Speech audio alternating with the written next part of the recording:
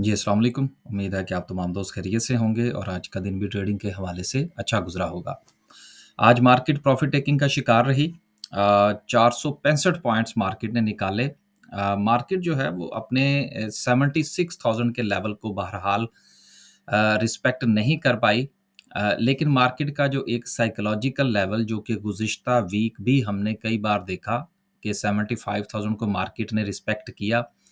ये अगेन एक important level होगा। अगर मार्केट 75 को रिस्पेक्ट नहीं करती, तो फिर मार्केट में हमें कुछ अच्छी जो है वो प्रॉफ़िट टेकिंग देखने को मिल सकती है, मार्केट करेक्शन का शिकार भी हो सकती है और वैसे भी बजट जो है वो सर पर आन खड़ा है। और बजट के हवाले से जो मामलात हैं, यकीनन मेरा ख़्याल है 7 तारीख को बजट अनाउंस होगा। उससे पहले-पहले जो है वो मार्केट कुछ स्पेस बनाने की कोशिश करेगी कि जैसे ही बजट अनाउंस हो देन जो भी मराहत जो हैं वो जिन-जिन सेक्टर्स को दी जाएँ, फिर बजट के बाद जो है वो परफ़ॉर्मेंस की तैयारी पकड़ेंगे। 465 पॉइंट्स की कमी के साथ अगर हम सर्किट ब्रेकर की बात करें, तो आज भी जो सिचुएशन है माशाल्लाह से 8 कंपनीज़ जो हैं वो अपर कैप हैं जिसमें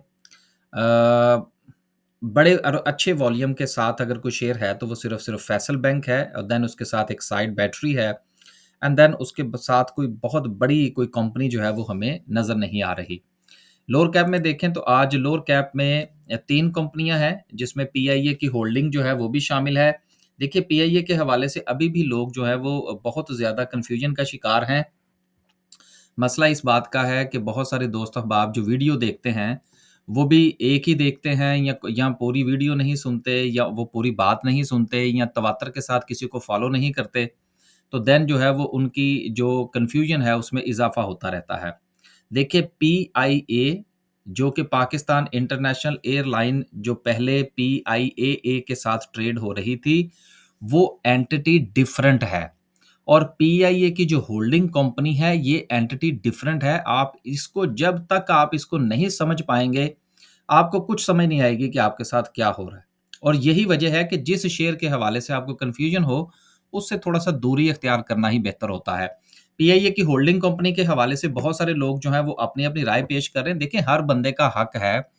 मुझे 1-2 दोस्तों ने किसी दोस्त की वीडियो भेजी और उन्होंने पूछा जी बताइए कि ये एनालिसिस दुरुस्त कर रहे हैं। यार देखिए बात ये है कि मैं कौन होता हूँ ये कहने वाला कि जी कोई दोस्त जो है वो एनालिसिस दुरुस्त नहीं कर रहे। आप अगर स्टॉक मार्केट में आप एक अरसा दराज से मुंसलिक हैं, तो एक चीज़ तो आपको पता होनी चाहिए ना कि स्टॉक मार्केट में होने वाली हर ट्रेड जो है, हर ट्रेड मिसाल के तौर पर आप एक शेयर ₹10 का खरीदने के लिए जा रहे हैं और एक बंदा ₹10 का शेयर बेचने के लिए जा रहा है। आप ये कतई नहीं कह सकते कि जी आपका एनालिसिस दुरुस्त है, चूँकि आप खरीदने जा रहे हैं और जो बंदा बेचने बेचने जा रहा है उसी प्राइस के ऊपर उसका एनालिसिस गलत है। उसका अपना एनालिसिस है, आपका अपना एनालिसिस है। फिर आने वाले दिन ये फैसला करेंगे कि किसका एनालिसिस बेहतर था। इसलिए अपनी-अपनी स्टडीज़ किया करें, अपनी-अपनी राय कायम किया करें और आखिरी बात तो फिर हम आगे चलते हैं और वो ये है कि जब आप किसी की भी वीडियो देखें या कोई भी बात सुनें या एनालिसिस देखें, जब तक आप अपनी मर्ज़ी की बात सुनना पसंद करना नहीं छोड़ेंगे, तब तक आपको बात समझ में नहीं आएगी।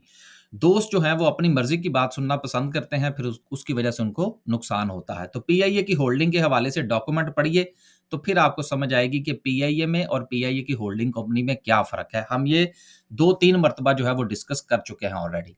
आगे चलते हैं जी, अब जिनके पास है वो अपना-अपना फ़ैसला कीजिए। आज मार्केट में अच्छा खासा जो है वो प्रेशर देखने को मिला। अगर हम सेक्टर वाइज़ बात करें तो आज जिस सेक्टर ने सबसे ज़्यादा पॉइंट्स निकाले वो फर्टिलाइज़र सेक्टर है और फर्टिलाइज़र सेक्टर के हवाले से मसाइल जो हैं, वो गैस की कीमतों के हैं। हमने कल की वीडियो में 2 खबरें पढ़ी थीं और दोनों के हवाले से मैंने आपसे गुज़ारिश की थी कि इन दोनों में कोई बात वाज़िया नहीं हो रही कि ये करने क्या जा रहे हैं। एक तरफ वो कहते हैं जी कि हम जो है वो फर्टिलाइज़र सेक्टर के लिए सब्सिडी बरकरार रखेंगे। दूसरी खबर ये थी कि जी आईएमएफ ये कह रहा है कि ओगरा को पूरी इजाज़त होनी चाहिए कि वो अपनी गैस की कीमत का तयन खुद करे। तो दोनों खबरें एक ही वक़्त में दुरुस्त हैं, दोनों खबरें एक ही वक़्त में गलत हैं और दोनों खबरें एक-दूसरे के मुतज़ाद हैं। तो बेसिकली आपने खबर को पढ़ना होता है, फिर उसमें से आपने देखना होता है कि यार क्या मुझे इन दोनों की कुछ कनेक्टिविटी बनती हुई नज़र आ रही है या ये दोनों एक-दूसरे के मुखालिफ हैं? तो बहरहाल फर्टिलाइज़र सेक्टर में जो है वो मामलात अभी जूं के तूं चलते हुए नज़र आ रहे हैं। उसके बाद ऑयल एंड गैस में प्रॉफिट टेकिंग देखने को मिली, then cement, then power generation and so and so. Power generation ने अच्छी खासी मूव दी आपको। अच्छा, मज़े की बात, अभी हमने कल या परसों जो था वो लाल पीर के हवाले से बात कर रहे थे, तो किसी दोस्त ने कमेंट किया जी उसका जो लाइसेंस एक्सपायर होने वाला है इसलिए उसको लोअर लॉक लगा है। यार देखिए बात ये है कि जब 5 दिन पहले उसको अपर लॉक लगने शुरू हुए थे तो उस वक़्त नहीं लोगों को पता था कि इसका जो है वो लाइसेंस एक्सपायर होने वाला है। ऐसा नहीं होता।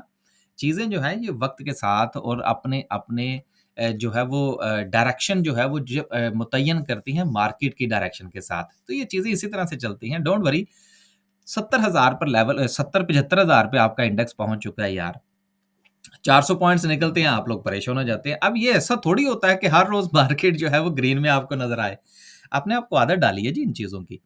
आगे चलते हैं जी और मज़ीद देखते हैं कि सिचुएशन जो है क्या रही, कुछ खबरें हैं।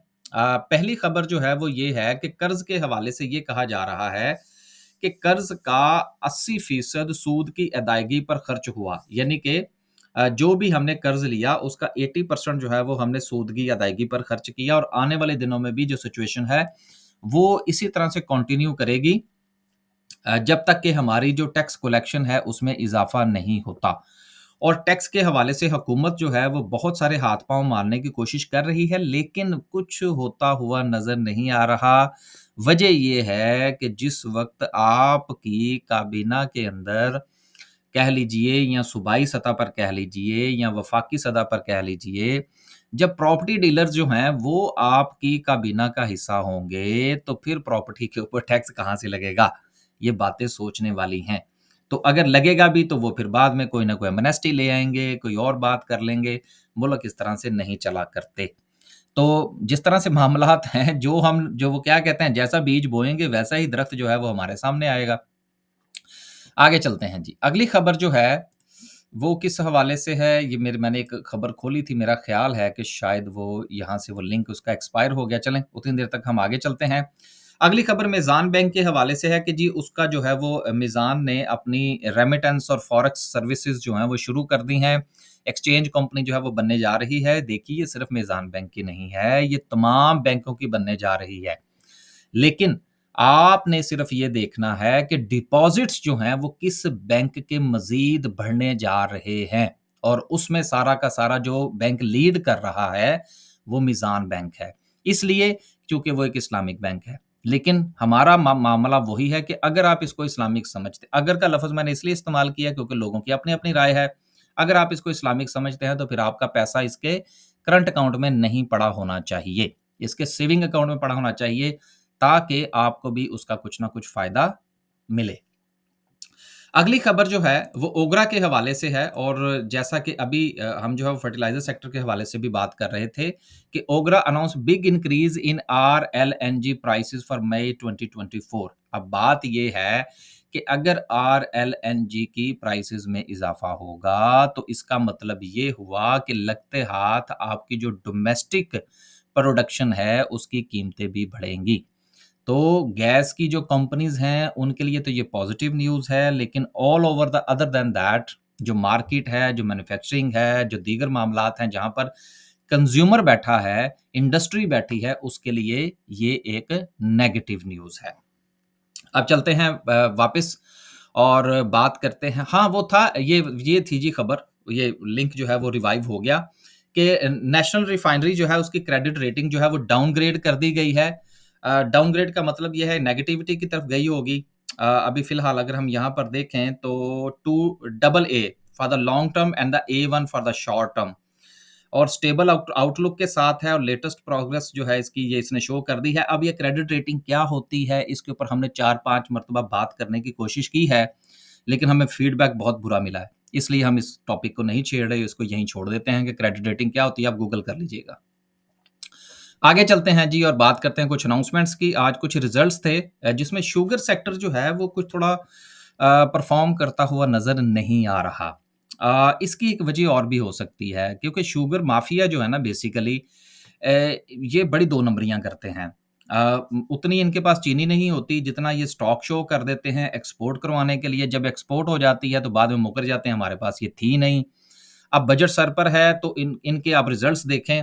शाह मुराद शुगर जो है वो ₹26 के लॉस के साथ, खैरपुर शुगर मिल जो है उसने ₹3 की चलें अर्निंग शो की है। उसके बाद दाऊद वाले हैं 11 पैसे की अर्निंग है। चश्मा ₹18 का लॉस, प्रीमियर ₹45 का लॉस। मकसद क्या है? मकसद ये है कि कहीं शुगर पर किसी किस्म की या इंडस्ट्री पर शुगर के हवाले से कोई टैक्सेशन ना आ जाए। ये पहले ही अपनी तैयारी करके बैठे हैं कि सर हमारे पास तो है ही कुछ नहीं, हम तो लॉस में चल रहे हैं। तो मेरा ये ख़्याल है कि इसमें कुछ ना कुछ जो है वो आने वाले दिनों में हमें बेहतरी नज़र आनी शुरू हो जाएगी। आखिरी जो है वो होंडा एटलस कार का रिज़ल्ट है, बहुत अच्छा रिज़ल्ट है। ₹16.34 की अर्निंग और ₹6.50 का डिविडेंड भी दिया इन्होंने। आने वाले दिनों में जो सूरत-ए-हाल है वो यकीनन होंडा कार की जो है वो बेहतर हो सकती है। लेकिन इसका ये कतई मतलब नहीं है कि आप इसमें कूद जाएँ। मार्केट की सिचुएशन को देखें, बजट आने दें, किस-किस कितने सीसी की गाड़ियों पर कितना टैक्स लगता है, ये देखना बहुत ज़रूरी है।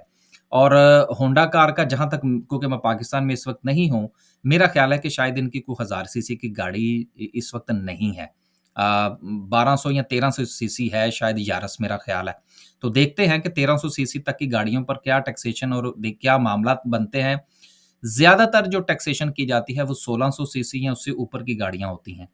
तो लेट्स सी कि इसके ऊपर जो है वो टैक्सेशन का क्या असर होता है। ये जब बजट की कोई सूरत-ए-हाल आएगी तो फिर ये हम इंशाल्लाह इस पर बात करेंगे।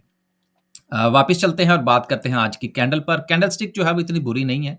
वह बहुत ज़्यादा परेशानी वाला कोई सिलसिला बहरहाल मुझे तो बनता हुआ नज़र नहीं आ रहा। उसकी रीज़न ये है कि मार्केट ने सपोर्ट ली थी 75,000 से और 75,000 ही मार्केट का आप यूँ समझ लीजिए कि इस वक़्त एक ऐसा लेवल है कि जिसको हमें अपना एक बेंचमार्क बना लेना चाहिए। उसी को अपना समझना चाहिए, उसी मार्केट की एक अच्छी सपोर्ट उसको कंसीडर करना चाहिए कि क्या मार्केट जो है वो 75 को रिस्पेक्ट करती है या नहीं। 75 तक का इंतज़ार करने में कोई मुज़ायका नहीं है। मार्केट जो है वो अगर 75 को ब्रेक करती है तो यकीनन फिर जो है वो बजट से पहले-पहले मार्केट में हमें एक करेक्शन जो है वो देखने को मिल सकती है। तब तक बेहतरीन हल ये है कि आप अपने इंडिविजुअल शेयर्स की तरफ जाइए और इंडिविजुअल शेयर्स की आप सपोर्ट देखिए, रेजिस्टेंस देखिए, उसका प्रॉफिट टेकिंग का लेवल देखिए। बहुत सारे शेयर्स जो हैं, वो अपना टॉप जो है वो लगा चुके हैं और टॉप लगाने के बाद जो है, वो अब थोड़ा-सा जो है वो साथ-साथ चल रहे हैं। कभी ₹10 ऊपर, कभी ₹5 नीचे। तो इस तरह की जो मूवमेंट टॉप पे जाके बनती है, ये अमूमन जो है ये इस चीज़ की इंडिकेशन होती है कि यहाँ से ट्रेंड जो है वो रिवर्स हो सकता है। इंडिविजुअल शेयर्स को हमें इंडिविजुअली ही स्टडी करना चाहिए। आखिर की में जो हमारी अनाउंसमेंट है वो ये है कि जो हमारा जून के महीने का ट्रेनिंग सेशन है वो स्केड्यूल रफली हो चुका है। अगले 3 दिन आपके पास हैं। 30 मई तक अगर आप हमारे इन्वेस्टर कोर्स का हिस्सा बनना चाहते हैं या आप बिगिनर्स कोर्स का हिस्सा बनना चाहते हैं तो आप उसकी रजिस्ट्रेशन करवा सकते हैं। व्हाट्सएप नंबर आपको थंबनेल से भी मिल जाएगा और उसके साथ-साथ हमारा जो यूट्यूब का चैनल है वहाँ से भी मिल जाएगा। हमारी जो बाय सेल का ग्रुप है उसकी रजिस्ट्रेशन आज से ओपन हो चुकी है, जो कि 5 तारीख तक जारी रहेगी। लिहाज़ा अगर आप जॉइन करना चाहते हैं तो उसी व्हाट्सएप नंबर पर राब्ता कीजिए और उसकी इन्फॉर्मेशन ले लीजिए। आखिरी बात सिर्फ़ वो ये है कि हमारा जो व्हाट्सएप ग्रुप है वो बहुत स्पीडी नहीं चलता। मैं सिर्फ़ एक छोटा-सी बात और वो शेयर करके फिर आपसे इजाज़त लेते हैं। एक दोस्त ने ग्रुप जॉइन किया, तो मुझे उस उन्होंने मैसेज किया जी कि मुझे किसी किस्म की कोई कॉल नहीं मिली। तो मैंने उनसे पूछा जी आपने कब जॉइन किया? कहते जी 3 घंटे हो गए। तो मैंने कहा भाई हम तो 3-3 दिन बाय की कॉल नहीं देते, आप 3 घंटे की बात कर रहे हैं। तो बेहतर ये है कि आप फ़ी का रिफंड ले लें। तो गुज़ारिश ये है कि बात को पूरा सुना करें, पूरा समझा करें, फिर देखा करें कि आया कि ये चीज़ आपकी तबीयत के मुताबिक है या नहीं। जिस तरह से हम तो अक्सर यही कहते हैं कि जो शेयर खरीदें, वो भी खरीदने से पहले आप ये देखें कि वो आपकी तबीयत के या आपके क्राइटेरिया के मुताबिक है या नहीं। नहीं तो वो शेयर आपको तंग करेगा। इजाज़त दीजिए जी। अल्लाह हाफ़िज़।